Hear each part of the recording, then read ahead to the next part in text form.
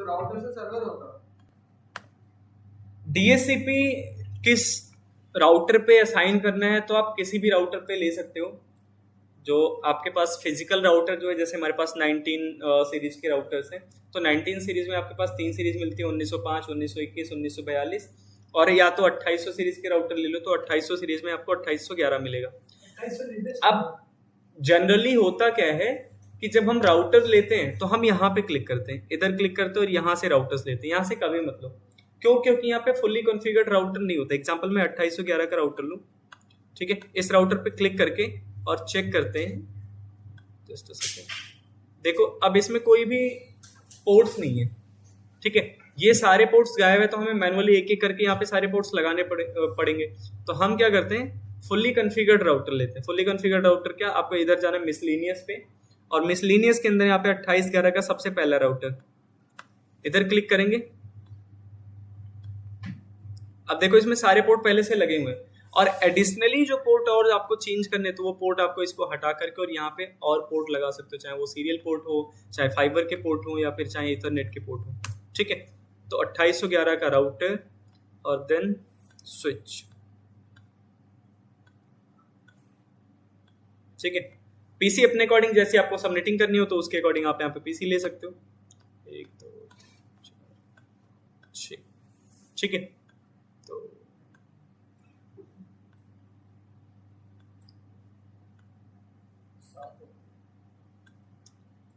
अभी subnet mask हमें ऐसा निकालना है कि जिसमें सिर्फ हम 6 पीसी को आईपी असाइन कर सकें, और 7वां पीसी जो हो जिसको आईपी असाइन करे तो फेल आए, तब हमारा प्रैक्टिकल होगा। तो अभी पहले तो इसको हम कनेक्ट कर लेते हैं ऑटोमेटिक केबल कंट्रोल के साथ, एक बार प्रेस करके और मल्टीपल टाइम अप्लाई।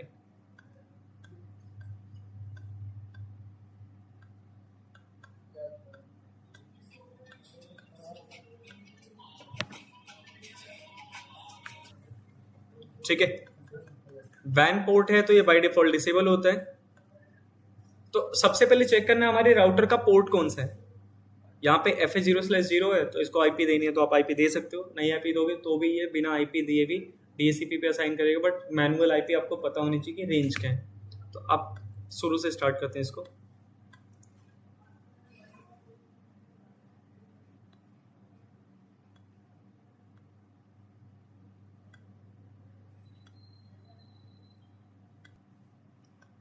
स्टार्ट करते हैं नो इनेबल कॉन्फिग, ठीक है, NVRAM, ठीक है। तो प्रिविलेज मोड पे कोई भी चीज़ें कॉपी शो करानी है, कुछ भी करानी है तो आप इधर कर सकते हो, ठीक है। तो इसको इनेबल पहले से है।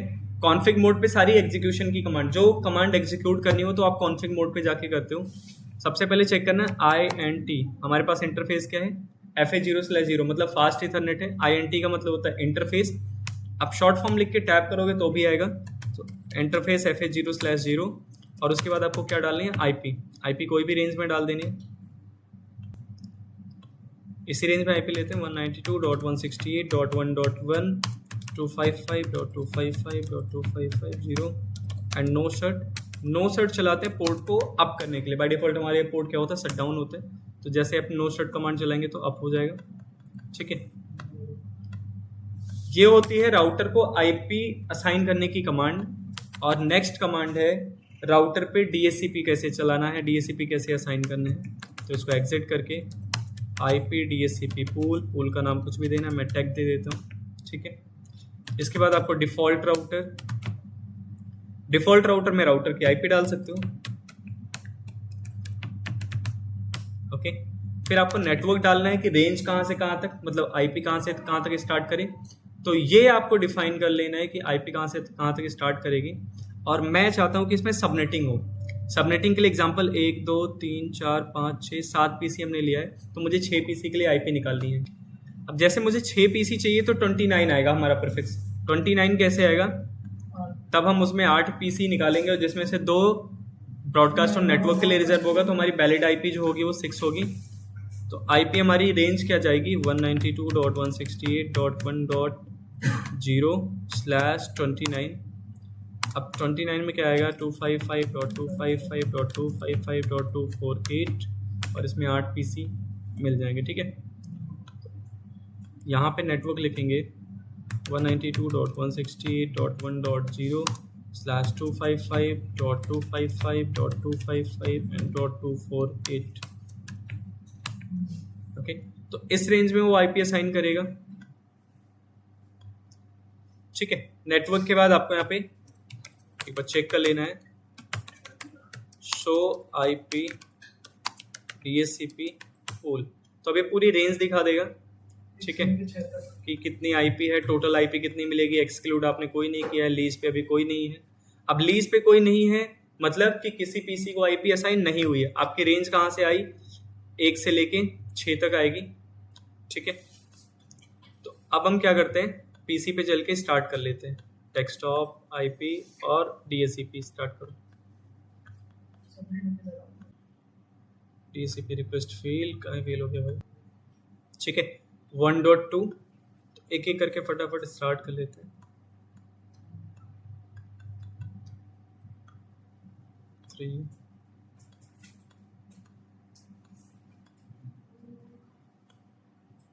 4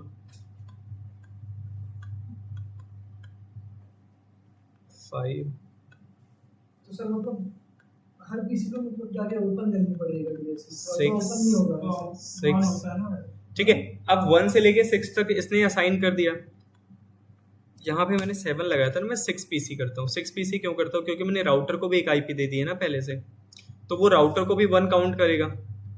ठीक है, अब यहाँ पे चेक करते हैं कि इसको कितनी आईपी मिली। इसको 2 की आईपी मिली, 3 की आईपी मिली, 4 की आईपी मिली है, 5 6, इसको 7 की।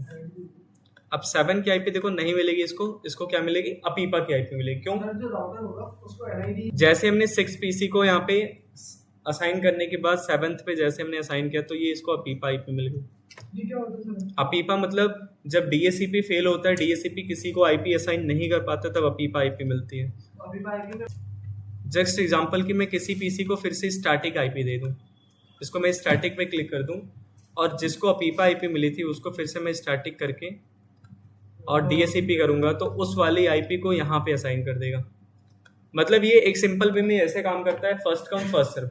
जो सिस्टम पहले स्टार्ट होगा उसको पहले आईपी मिलेगी, जो बाद में स्टार्ट होगा वो बाद में मिलेगी उसको। ठीक है, अब लीज देखते हैं कि लीज हमें कितना मिला। तो सेम देखो, कन्फ्लिक्ट हुआ तो यहाँ पे दिखा दिया था उसने कि कन्फ्लिक्ट है। हम कमांड चलाएंगे शो आईपी डीएचसीपी पूल, तो अब दिखाएगा लीज कितनी है, 5 आईपी लीज पे है।